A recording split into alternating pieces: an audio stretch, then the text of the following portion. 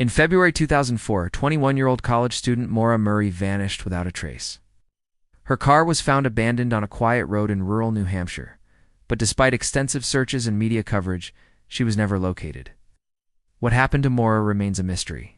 But recently it has been getting a lot of attention online, as people pore over the available facts and timelines trying to piece together what happened to her. This is the disappearance of Maura Murray.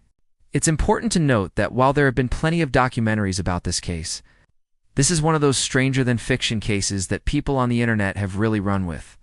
And there are some aspects of it that are so peculiar they feel like they should be in a movie. But before we get into those details, let's look at the timeline of events surrounding her disappearance.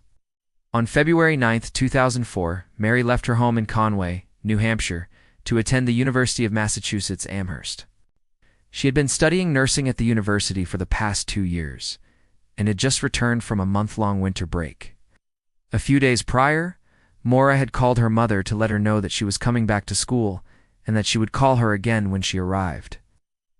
On the morning of February, surveillance footage captured Maura driving her 1996 Toyota Camry through a toll plaza on the Massachusetts Turnpike. At 3:28 p.m., someone matching Maura's description was spotted on a security camera walking into the Student Union building on the UMass campus. The sighting was reported by a friend of Maura's, who was worried because her friend hadn't shown up for work.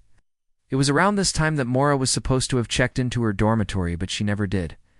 She was officially reported missing the next day after a friend contacted her family.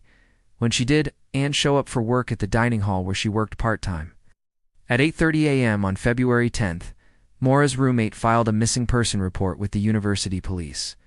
Despite her small stature, Maura was an experienced hiker and camper and often went for long walks in the woods near her home. So at first her family was too alarmed by her absence, and they assumed that she would turn up soon.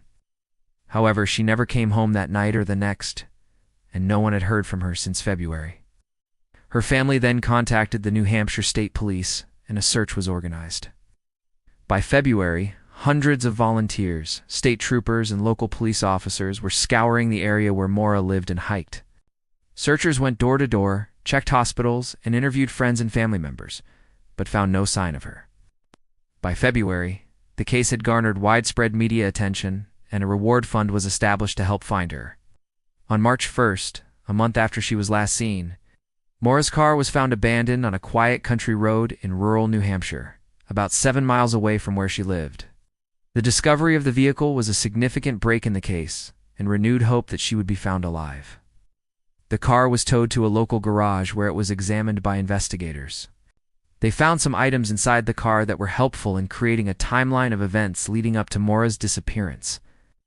These included a half-eaten bag of Snickers, a receipt from a gas station indicating that the tank was filled. Up on February 9th, a box of tissues used to clean the windshield inside. Mirrors, a teddy bear on the passenger seat, and a map of the area folded in the center console. Of particular interest was a partially written note on the back of a torn envelope addressed to Maura's mother. Although the majority of the message was illegible, the phrase, "I'm sorry," was visible. While authorities initially thought that this was the only note, another one was later found in the glove compartment. This note also began with, "I'm sorry," and continued, "I'm leaving him. He's a liar and a cheat. I'm going away for a while to get away from all of this." The handwriting on both notes matched and appeared to be in Maura's handwriting. Now that we have the basic timeline, let's talk about the theories. Now, if you're familiar with the case, you might be rolling your eyes at me right now, because the internet has already theorized basically every combination of event that could have led to what happened to Maura. But I want to cover the most popular ones, especially as more and more people seem to be looking into this case. One of the biggest areas of confusion in this case is whether or not Maura planned to move away from her life at UMass and start fresh somewhere else. This is based on the notes found in the glove box of her car, which seemed to suggest that she was unhappy in her relationship and wanted to end it. In fact, there are other circumstantial pieces of evidence that support this theory. For example, a few weeks before she disappeared, Maura bought a Greyhound bus ticket from Boston to San Diego. Additionally, her checking account showed several withdrawals from ATMs in Southern California. Although these aren't direct pieces of evidence that she intended to leave her life behind, they do hint at the possibility that she may have wanted to make a drastic change. Another point of interest is the fact that the day she disappeared, February 9th, 2004, was a Monday. Classes at UMass didn't start until Wednesday, meaning that Maura didn't have any obligations keeping her in the area. However, there's no indication that she took any steps to move or travel. She didn't book any flights or buy train tickets, and her dorm room was left mostly untouched. All of this adds to the mystery of why she left town without saying goodbye or taking any of her belongings. Some theories claim that she was the victim of foul play, pointing to the fact that her car was found on a remote road far from her home. There are currently 3 people of interest in the case, but none of them have ever been charged with a crime. One of them is a convicted sex offender named Eugene F. Finney, who was living in a home near where Maura's car was found. Another person of interest is a man named James R. Batista, who allegedly admitted to having an affair with a student who fit Maura's description. And finally, there's the possibility that a stranger was involved. However, there is no evidence to support this theory, and it's considered unlikely. Other theories include the possibility that Maura became disoriented and lost while hiking, or that she was the victim of a hit-and-run accident. Unfortunately, the evidence doesn't provide any clear answers, and Maura's disappearance remains a mystery. There are multiple podcasts that have covered this case in detail, and numerous Reddit threads full of people discussing possible scenarios. Even TikTok has gotten in on the action with many videos attempting to recreate what happened to her. Some of the videos even reenact what might have happened in the hours leading up to her disappearance. But when it comes to real-life missing persons cases, I try not to dive into the speculation. The reason is that many times when a case gets a lot of attention online, armchair detectives will come up with elaborate theories that can be hurtful to the family of the missing person. When their loved one's case goes viral, they often have to deal with people claiming to have all the answers, while they're still searching for their loved one. And sometimes these theories can spread misinformation or dredge up old, inaccurate details, which can hinder an investigation. However, in this case, the cold case has gone unsolved for almost 20 years. The family has expressed their desire for more attention to be brought to the case. In 2019, Maura's brother said, "We've always welcomed outside input. I think anything to keep it in the public eye is a good thing." In fact, he has been advocating for a billboard to be placed along the highway near where Maura's car was found in hopes that someone with information will come forward. That being said, I'm not going to go into all the different scenarios. Instead, I want to highlight some of the questions that have been raised because, in my opinion, they're the most interesting parts of the case. So here are 5 things that don't make sense about the disappearance of Maura Murray. No. 1. Why did she drive to a remote part of New Hampshire on the day she disappeared? On February 9th, Maura drove her car to a quiet country road in rural New Hampshire, where she parked and walked away from the vehicle. However, there is no evidence that she intended to go there, or that she knew anyone in the area. The road where her car was found is not directly linked to any places of interest or people of interest in the case. And although it's a beautiful part of New Hampshire, it's also very isolated. Number 2.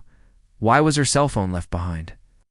Maura left behind her purse, backpack, and cell phone, which contained a fully charged battery and had recent call history. She also left behind her keys and wallet, suggesting that she didn't intend to stay away for an extended period of time. Her phone was discovered in her dorm room, and her calls on February 9th ended abruptly at 2:32 p.m., around the time she was last seen on campus.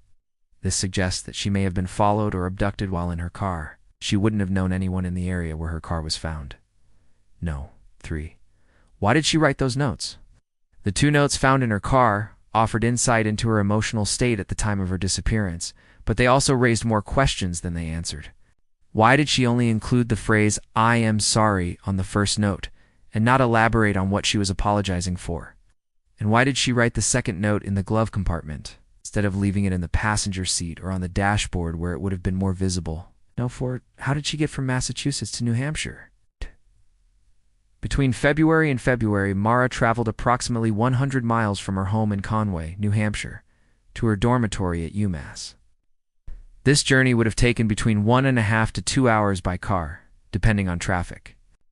But how did she get from her home to the remote location where her car was found? And why would she leave her car there in the middle of nowhere?